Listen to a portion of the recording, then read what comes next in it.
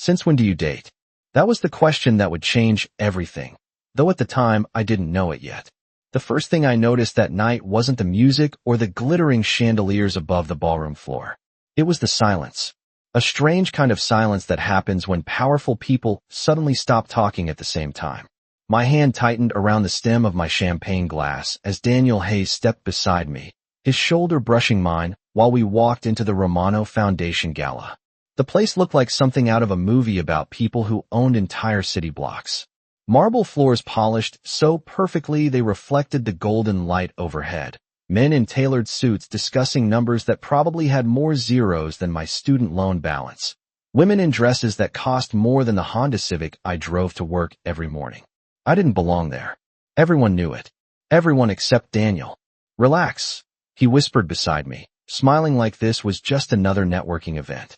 Daniel was the kind of man who moved easily through rooms like this. 32 years old, venture capital, Harvard MBA, confident in a way that came from growing up around money. The exact opposite of me. Emily Carter, 27, executive assistant. The woman who organized Adrian Romano's entire empire one calendar appointment at a time. The woman who knew which governors called him privately, which CEOs owed him favors, and which meetings had to happen off the books. For 3 years, I had stood exactly 3 steps behind Adrian Romano in rooms just like this. Tonight was the first time I wasn't there because of him. Tonight, I came with someone else. And that was when the room changed. It didn't happen all at once. At first, it was just a ripple. A few heads turning. Conversations dropping half a sentence too early. Then the ripple became a wave moving slowly across the ballroom. People were looking past me. Not at Daniel. Past him. Toward the entrance behind us. I didn't need to turn around to know who had just arrived.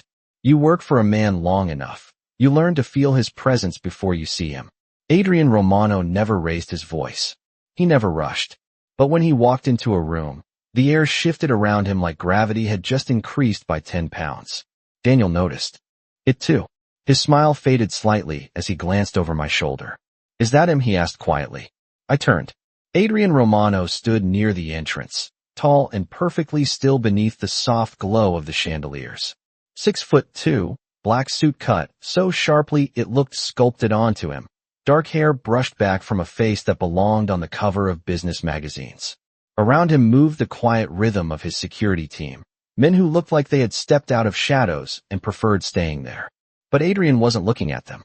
He wasn't looking at the donors or the politicians lining up to greet him. His eyes were locked on me. More specifically, on Daniel standing beside me. For a moment, Adrian didn't move.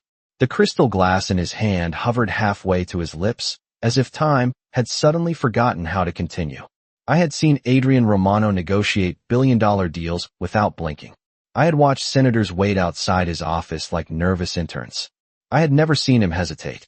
Until that moment, Daniel extended a polite hand. I've heard a lot about you, he said, professional and calm. Adrian finally started walking toward us. The crowd parted without being asked. People always moved out of Adrian Romano's way. When he stopped in front of us, he didn't look at Daniel's hand. He didn't even acknowledge it. His eyes stayed on me. Cool. Focused. Unreadable. And then he asked the question in a voice so quiet that somehow everyone in the room still heard it. Since when do you date?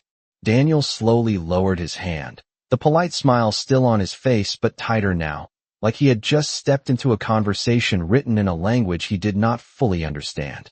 I felt the weight of every eye in the ballroom pressing against my back.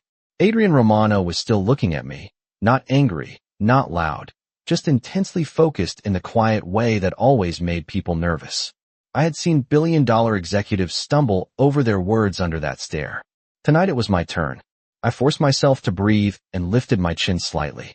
Since recently, I said. My voice sounded calmer than I felt. Daniel glanced at me briefly, surprised by the direct answer, but he did not interrupt. Adrian's gaze did not move away from my face. For a moment, I thought he might say something sharp, something that would turn this entire ballroom into a stage. Instead, he spoke slowly. Interesting. Just one word.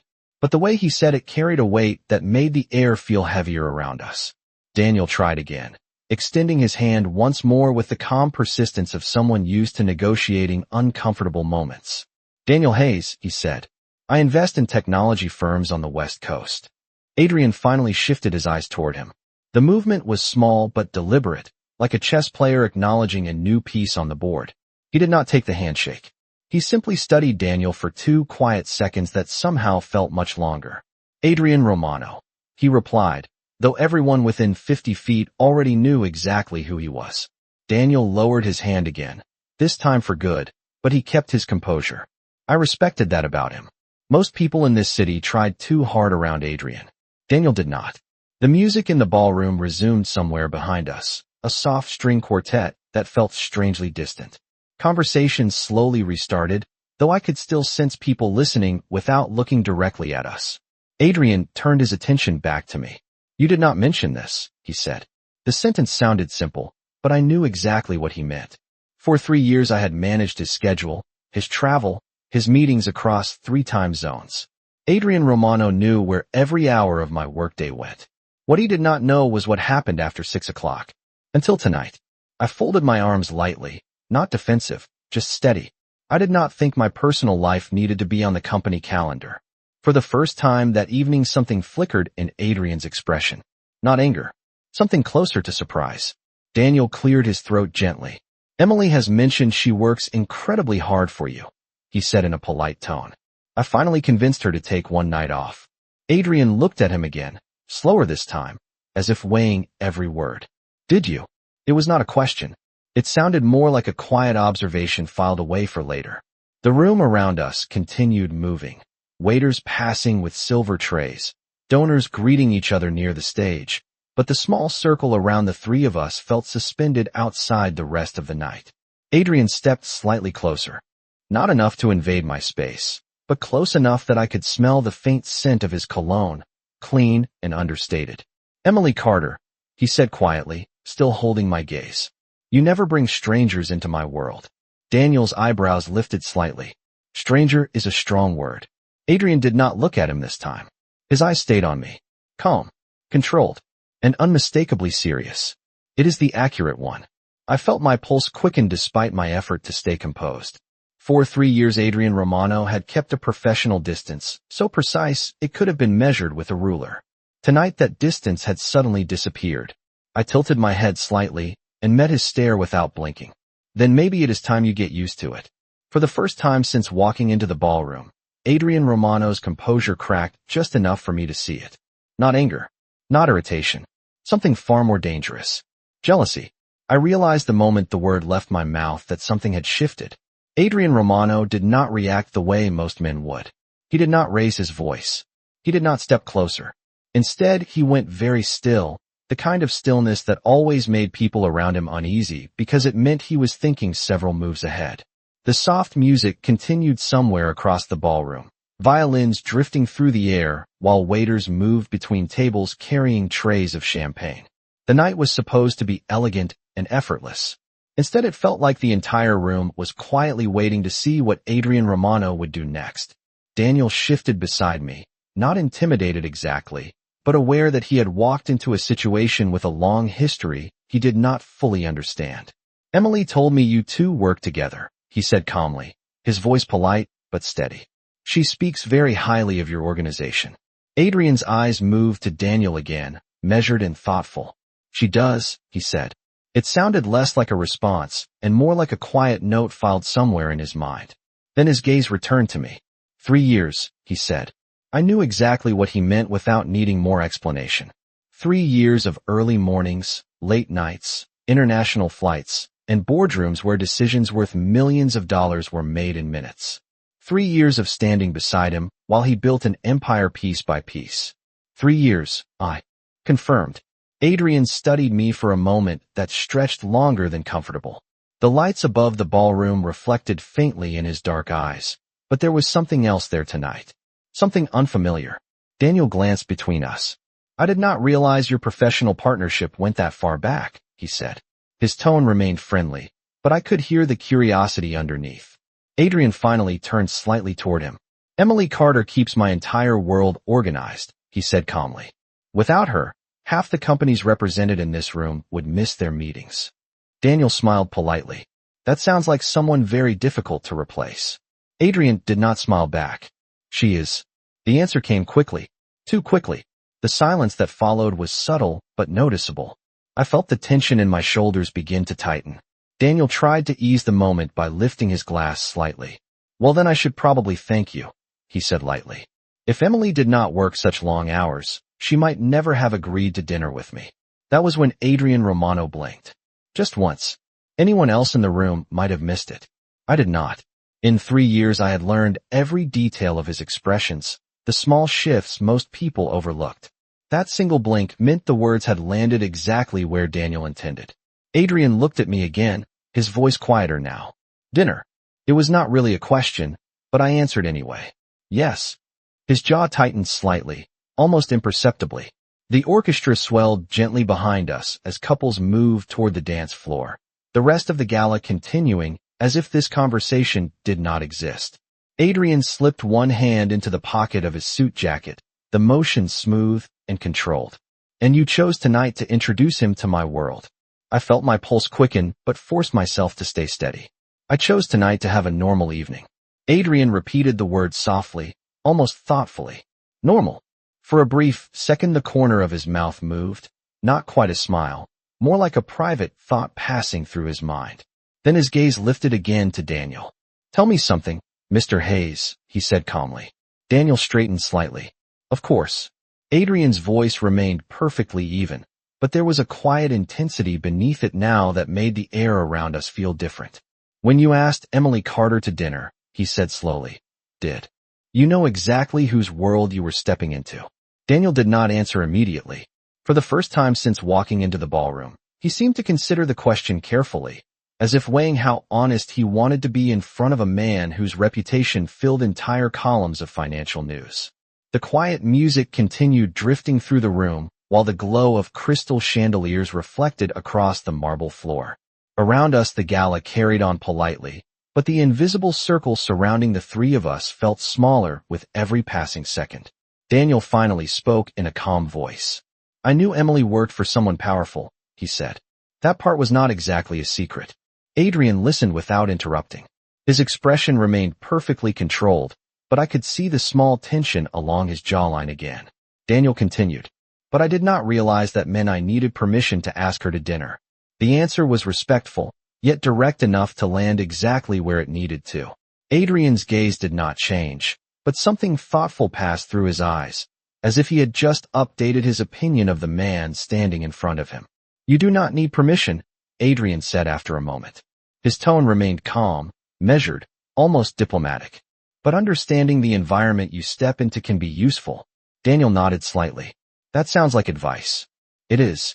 The two men held each other's attention for a few seconds, not hostile, but unmistakably evaluating one another.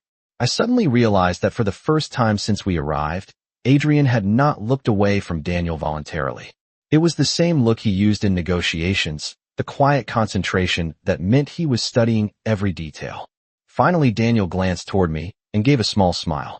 "Emily already warned me you run a very serious organization." Adrian's eyes shifted back to me again, and the moment the attention returned, I felt my heartbeat quicken slightly. "Did she?" Adrian said quietly. "Yes," Daniel replied before I could speak. "She also mentioned you expect absolute loyalty from the people who work with you." Adrian's expression remained unreadable. "That expectation has worked well so far." I folded my arms lightly, trying to keep the conversation balanced. "Daniel asked me to come tonight because he thought I deserved a break from work." Adrian looked at me with that same calm focus. "And do you?" It sounded like a simple question, but the way he said it carried something deeper beneath the surface. I held his gaze. "Sometimes." Adrian considered that for a moment. Then his eyes moved briefly toward Daniel again. "Mr. Hayes," he said slowly, "how long have you known Emily Carter?" Daniel answered honestly. "About 2 months." Adrian nodded once. 2 months. His voice remained neutral, but I could hear the quiet calculation in the repetition. Then he looked at me again. "And in 2 months he has convinced you to bring him here." I felt the faintest hint of frustration rise in my chest. "I brought him here because this is a charity event, Adrian, not a board meeting." For a brief second something unexpected appeared in his expression. Not anger. Something closer to reluctant amusement. The corner of his mouth shifted slightly before returning to its usual composure. "You are right," he said calmly. This is not a board meeting. He stepped back half a pace, creating just enough distance to ease the pressure in the air around us. Then he looked at Daniel once more. Enjoy the evening, Mr. Hayes. Daniel inclined his head politely. Thank you. Adrian's attention returned to me one last time before he turned away. Emily, he said quietly. Just my name. Nothing more. Yet the way he said it carried the same authority he used when giving instructions that moved entire companies. Then Adrian Romano walked away through the crowd, people instinctively stepping aside as he passed. Daniel watched him disappear toward the far side of the ballroom before exhaling slowly. That, he said softly beside me, was not exactly the introduction I expected. I kept watching the direction Adrian had gone, because even though he had walked away, I could feel one thing with absolute certainty. This conversation was not finished. For several seconds, I kept looking at the space where Adrian Romano had disappeared into the crowd, even though the ballroom had already swallowed him again. The music felt louder now, the soft violin melody floating above conversations and quiet laughter as if nothing unusual had just happened. Daniel shifted beside me and gently tapped the side of his glass against mine. Well, he said with a half-amused breath, that was impressive. I turned toward him slightly. Impressive. Your boss, he clarified. Most people try to dominate a room by talking louder than everyone else. He does it by barely speaking at all. I could not argue with that. In 3 years, I had watched Adrian Romano silence entire boardrooms with nothing more than a pause at the right moment. Daniel studied my face for a second. You did not warn me he would react like that. I looked down briefly at the champagne in my hand before answering. I did not expect him to. That was the honest truth. Adrian had always maintained a precise professional distance with me. Meetings, flights, strategy sessions, late nights reviewing contracts. But never once had he crossed the invisible line between employer and employee. Not even close. Daniel leaned lightly against one of the tall cocktail tables nearby. You realize he was not asking casual questions. I gave a quiet smile. Adrian does not ask casual questions. Daniel laughed softly. That much I figured out. Around us the gala continued with polished elegance. A group of donors near the stage applauded politely as someone began a short speech about the Foundation's education programs. Waiters moved through the crowd offering small plates and refilling glasses. It looked like any other charity event in Manhattan. Except my attention kept drifting toward the far side of the ballroom. You are still watching for him, Daniel observed gently. I blinked and forced myself to look back at him. Habit, I said. 3 years of managing his schedule will do that to a person. Daniel nodded slowly. It looked like more than habit. The comment hung between us for a moment. I opened my mouth to respond, but before I could, a familiar voice spoke quietly behind me. Miss Carter. I turned. One of Adrian's security coordinators stood there, tall and composed in a dark suit. His name was Victor. I recognized him immediately because he had been working with Adrian's team for years. Victor gave Daniel a polite nod before focusing on me. Mr. Romano would like a word with you when you have a moment. Daniel raised his eyebrows slightly. Of course he would. Victor remained perfectly neutral.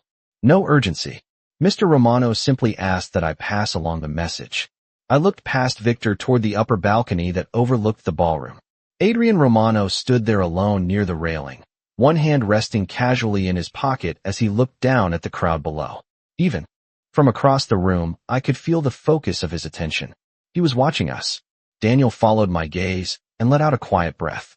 I have a feeling declining that invitation is not really an option. I exhaled slowly. Not usually. Daniel set his empty glass down on the table and offered a reassuring smile.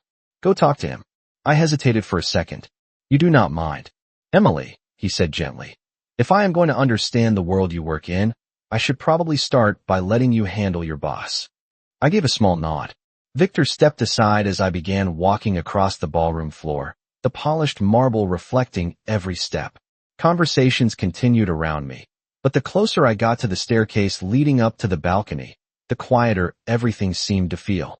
When I reached the top step, Adrian Romano turned slightly, already aware that I was there before I said a word.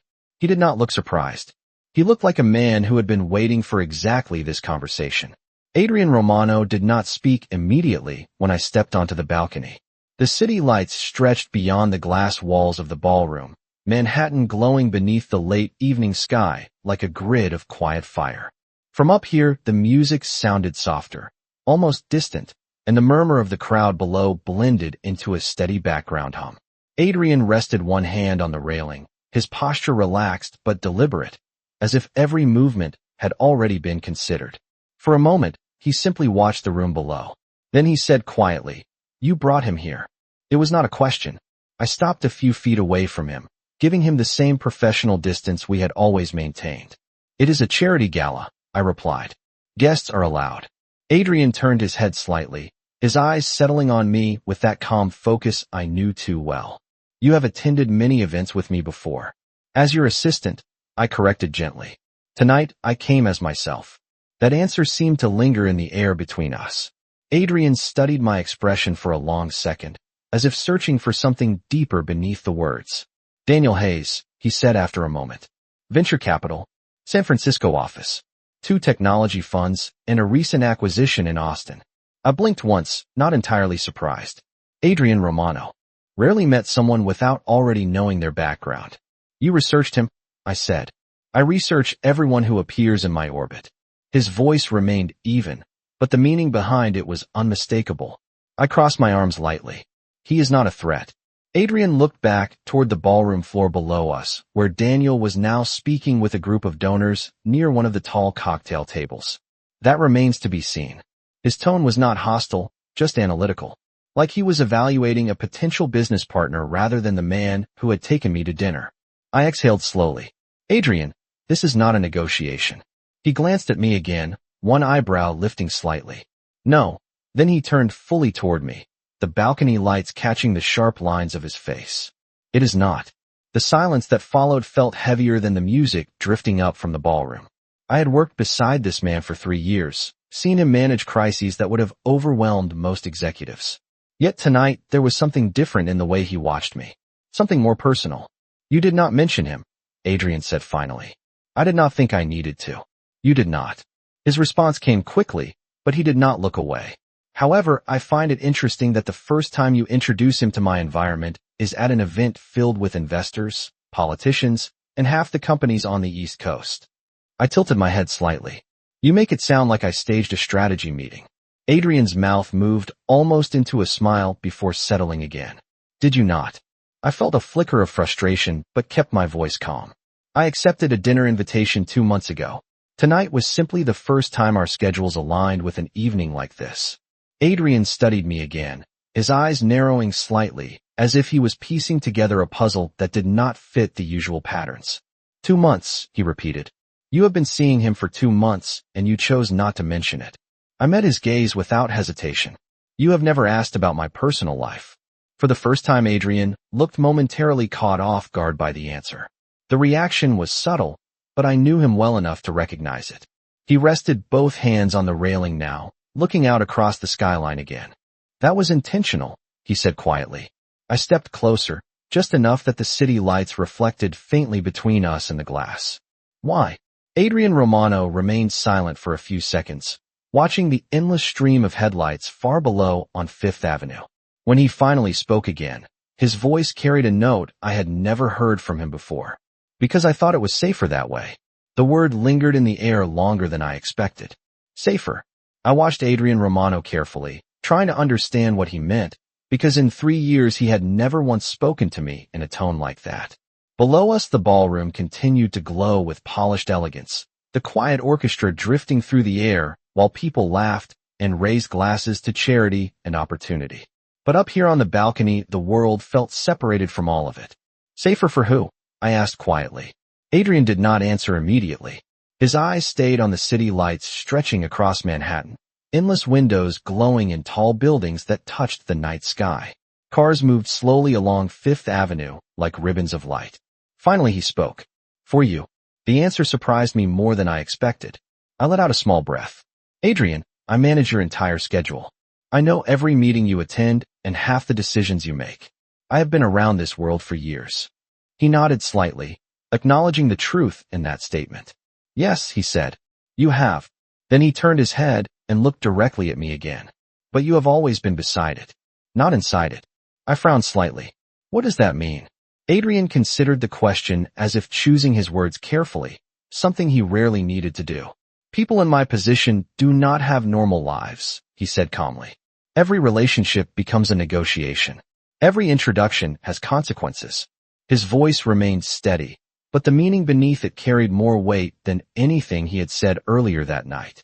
I leaned against the railing, facing him fully now. Daniel is not part of your business world.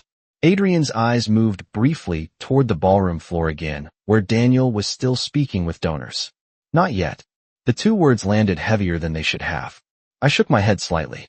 You are reading too much into a dinner invitation. Adrian watched me for a moment before replying. You believe that? It was not sarcasm. It was simply a statement of fact. The wind from the open balcony doors stirred slightly, carrying the faint sound of laughter from inside the ballroom. I crossed my arms again, trying to steady the strange tension that had been building between us since the moment Adrian saw Daniel beside me. You have never had an opinion about who I spend time with before, I said. Adrian's gaze did not move. That is not entirely true. I blinked. Then why did you never say anything? Adrian Romano was quiet again, and the silence felt heavier than before. In the distance, a helicopter moved slowly across the skyline, its lights blinking red against the dark sky. When Adrian finally spoke, his voice was softer than usual.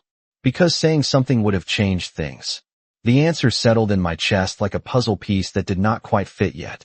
I studied his expression, searching for the same calm certainty he always carried into every room. But tonight there was something else there. Something restrained. Changed what? I asked quietly. Adrian did not answer immediately. His eyes moved past me toward the ballroom doors for a moment, as if confirming that no one else had followed me up here. Then he looked back at me with a seriousness that made my heartbeat quicken slightly. The distance between us, he said. The words hung in the air like a line neither of us had crossed before. I felt my pulse pick up despite my effort to remain composed. We work together, I said carefully. Adrian nodded once. Yes. Then his gaze lowered slightly, just long enough to notice the subtle detail that had started this entire conversation tonight. The way Daniel Hayes had stood beside me downstairs. The way his hand had rested lightly at the small of my back when we walked into the room. Adrian's jaw tightened almost imperceptibly before his eyes returned to mine. And tonight, he said quietly, for the first time in 3 years, I realized I do not like seeing someone else stand where I always have. For a moment, I forgot how to breathe. The sentence Adrian Romano had just spoken did not sound like something a man like him would ever admit out loud. For 3 years, he had been the most controlled person I had ever known. Every meeting, every negotiation, every decision calculated with precision. Yet now he stood only a few feet away from me on the balcony overlooking Manhattan, and the words between us felt dangerously personal. Adrian, I said quietly, that is not the same thing. He watched me without interrupting, waiting for me to finish. You standing beside me at work is not the same as someone asking me to dinner.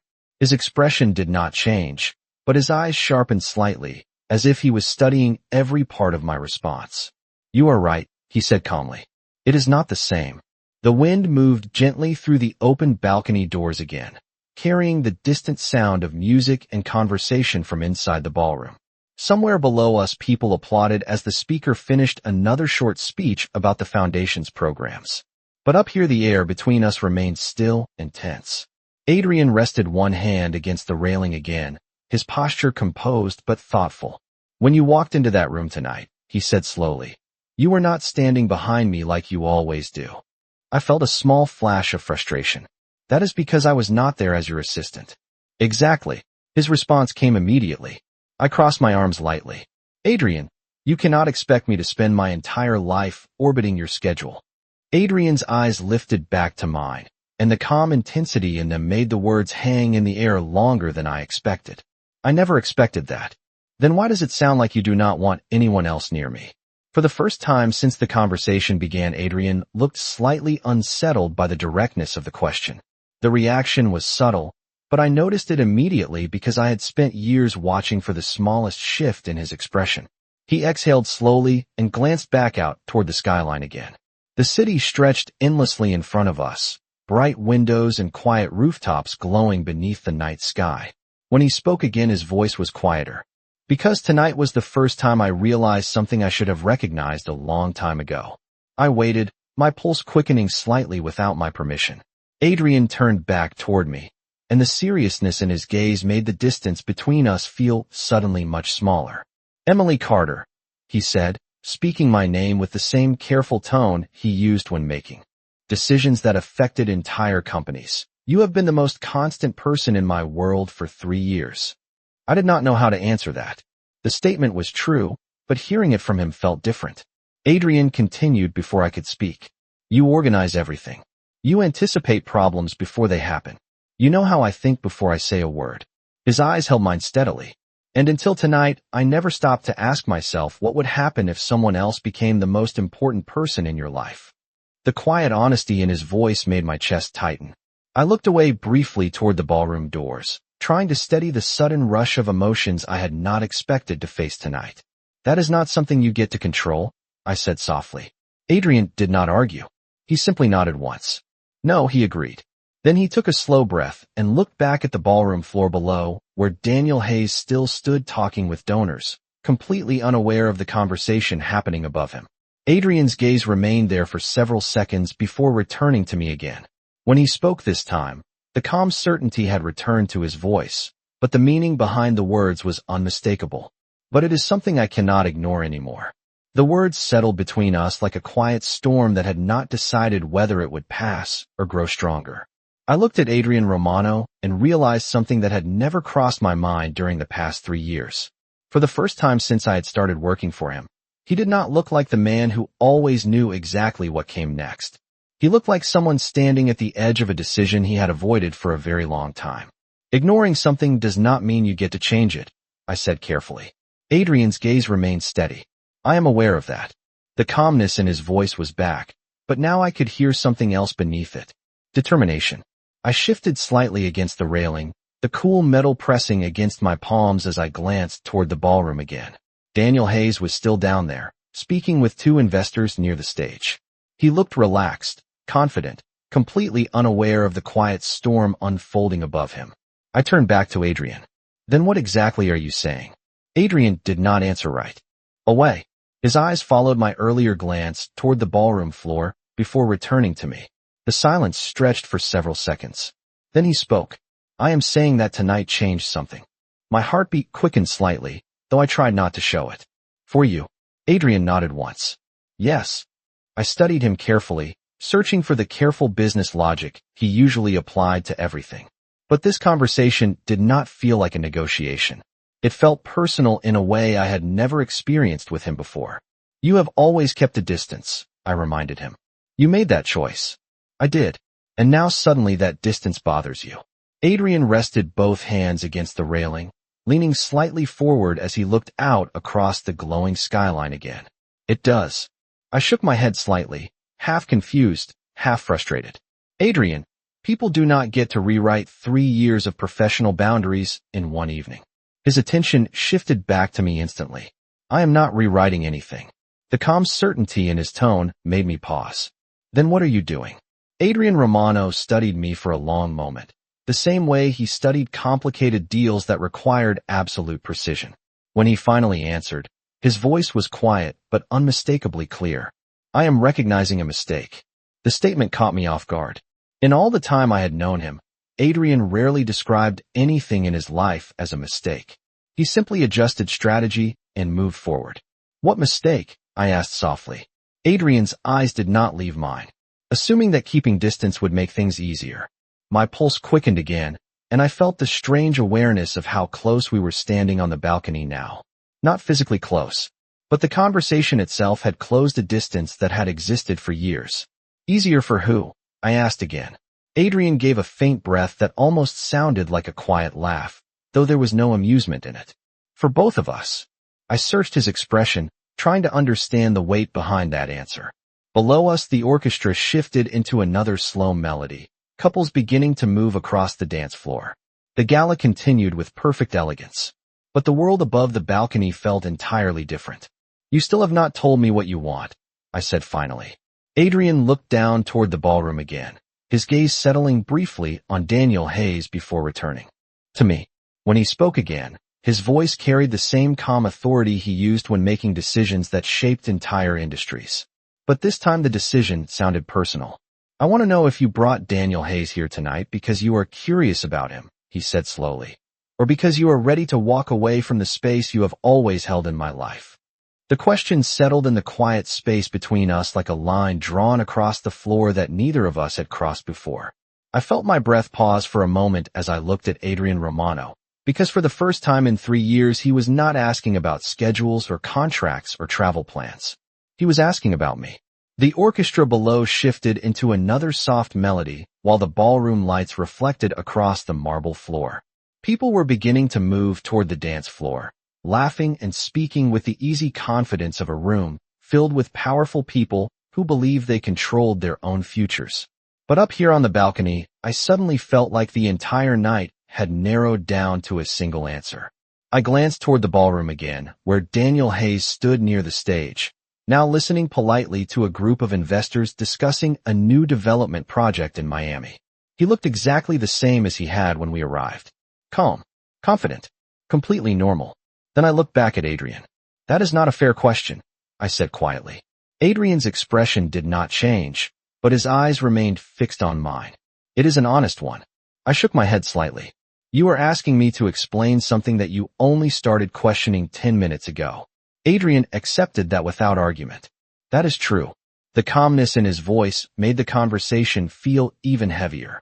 I folded my arms loosely, trying to steady the mixture of emotions building in my chest. Daniel asked me to dinner 2 months ago, I said. He is intelligent. He respects my time.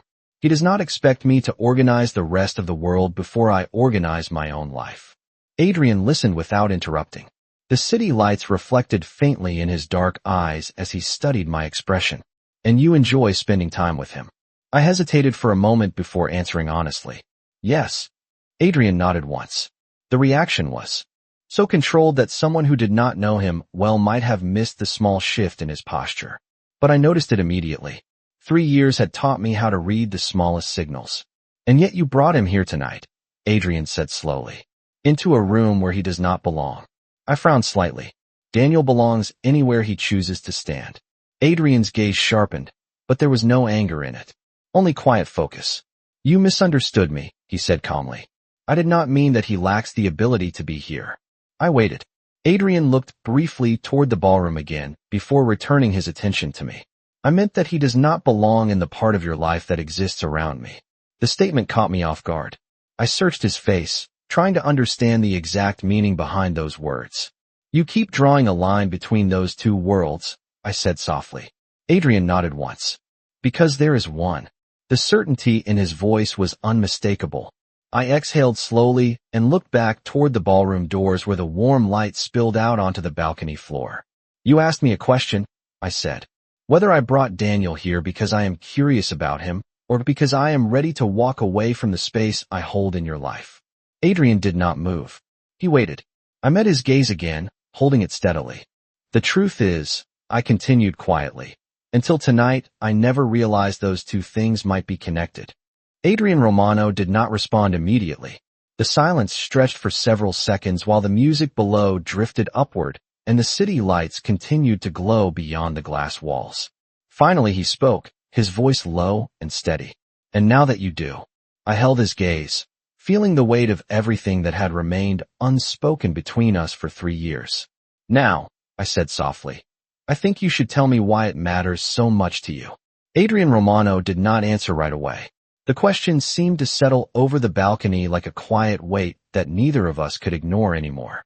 For a long moment, he simply watched me, the city lights reflecting faintly in his eyes while the music from the ballroom drifted softly through the open doors behind us. I had seen that look before during difficult negotiations, the one that meant he was choosing his words carefully because the outcome mattered more than usual. But this time the negotiation was not about business. Finally Adrian spoke. Because you are not just another person in my life, Emily. The calm certainty in his voice made my chest tighten slightly. I studied his expression, searching for the composed distance he normally kept between us. It was still there, but thinner now, like a wall that had started to crack. You say that like it should be obvious, I replied quietly. Adrian gave a small breath that almost sounded like a restrained laugh. For 3 years I made sure it was not. The honesty of the admission surprised me. Adrian Romano rarely admitted to anything that sounded like regret. I rested my hands lightly against the balcony railing, the cool metal grounding me while I tried to understand where this conversation was going. Then explain it, I said softly. Adrian looked down toward the ballroom again, where Daniel Hayes now stood near the dance floor speaking with a woman in a silver dress. Daniel looked comfortable there, moving easily through the room in a way that belonged to people who had built their lives in that world. Adrian watched him for a few seconds before returning his attention to me. You asked why it matters, he said. It matters because you are the only person in my life who has never wanted anything from me. The statement caught me off guard. I blinked, surprised by the seriousness in his voice. Adrian continued before I could respond.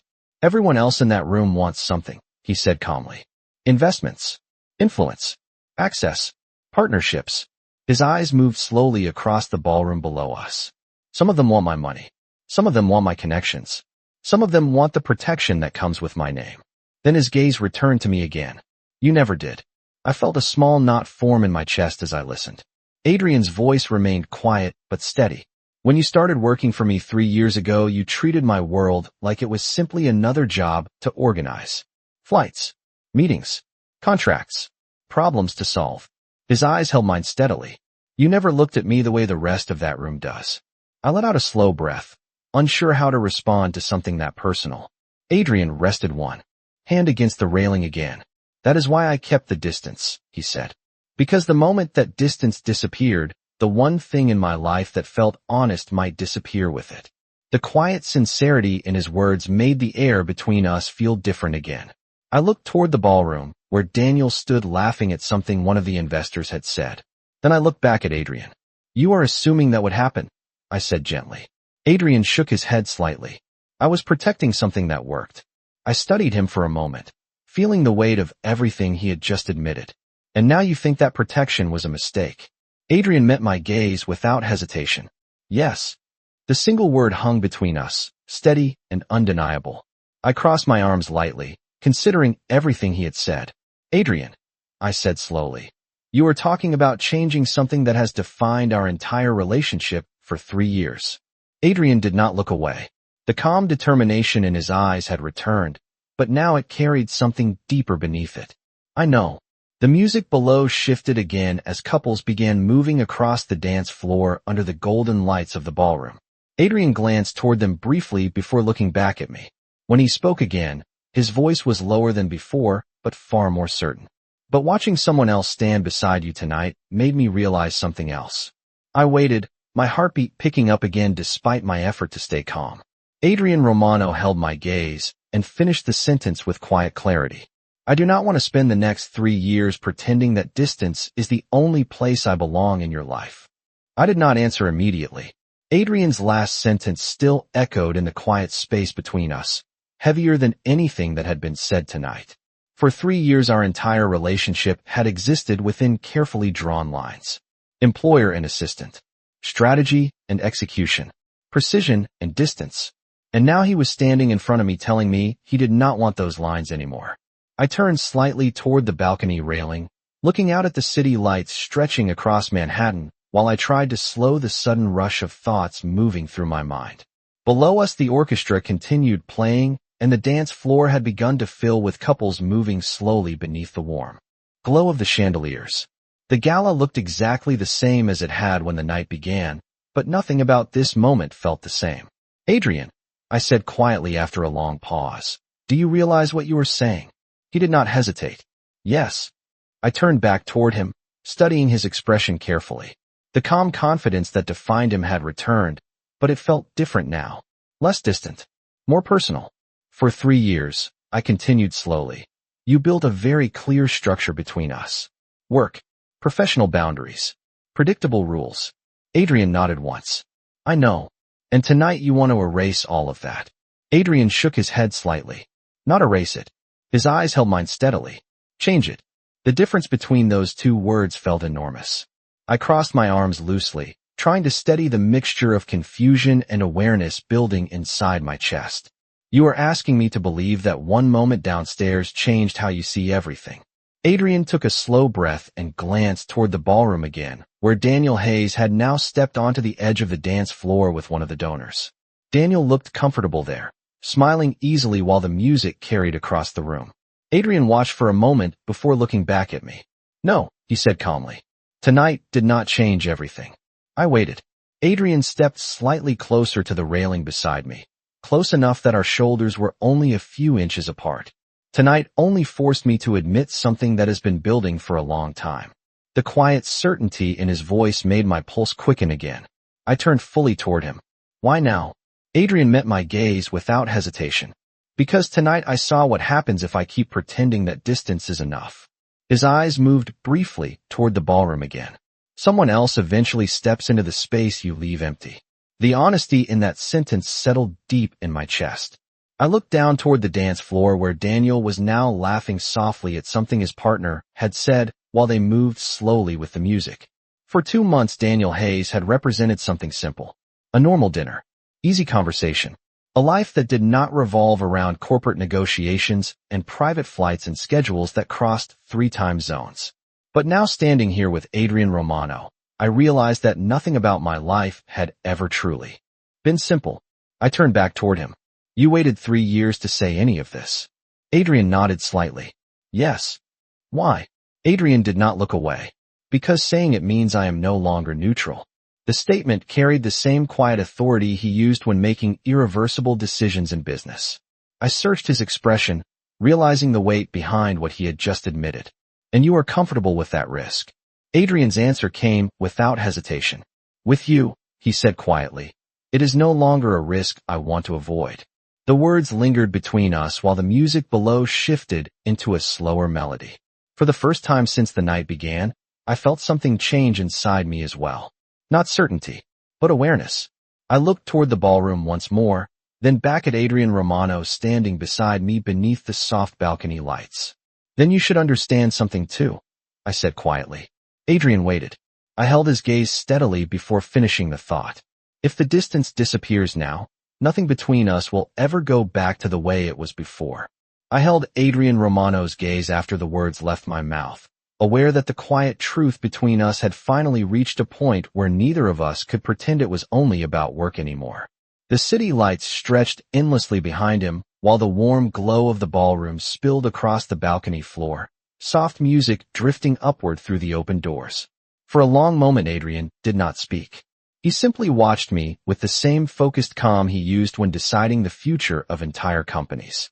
Then he nodded once. "I know," he said quietly. There was no hesitation in his voice, no uncertainty, just the same steady confidence that had built his empire from nothing. I studied his expression, trying to find even a small sign that he might reconsider what he had just admitted tonight. But Adrian Romano did not look like a man who stepped backward once he understood something clearly. "You were certain about that?" I said softly. Adrian gave a faint breath that almost sounded like a quiet laugh. "Emily," he replied calmly. "Certainty is the only reason I ever say anything out loud." The honesty of that answer made something inside my chest tighten again. For 3 years I had watched this man calculate every risk with surgical precision. Yet, tonight he had stepped into unfamiliar territory without any hesitation at all.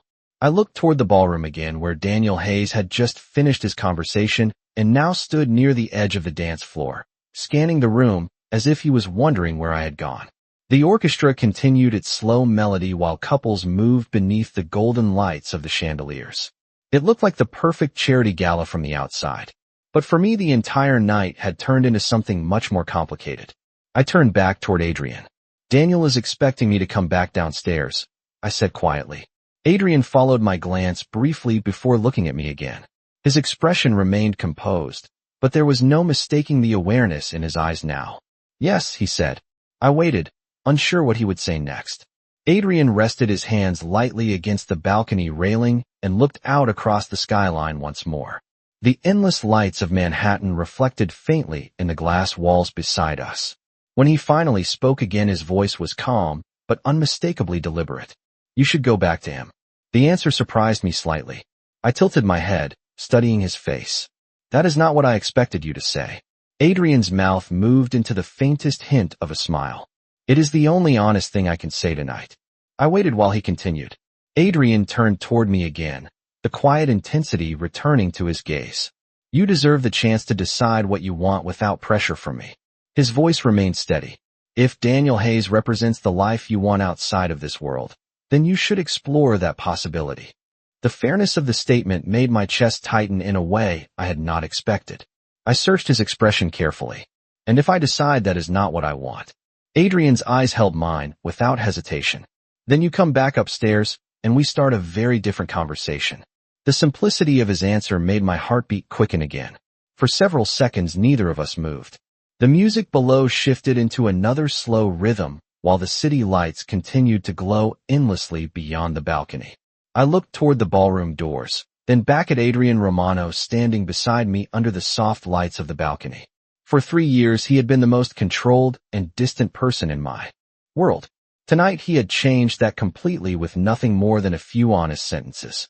I exhaled slowly and stepped toward the doorway leading back into the ballroom. Just before I crossed the threshold, I paused and looked back at him one last time. Adrian had not moved from the railing. He was still watching the city with the calm focus of a man who had already accepted whatever decision came next. I held his gaze for a moment longer before speaking quietly. Adrian, I said. He looked at me. I allowed a small smile to appear before finishing the thought. You might want to stay right here. Adrian's eyebrow lifted slightly. Why? I turned toward the ballroom again, already stepping inside. Because I do not plan to take very long.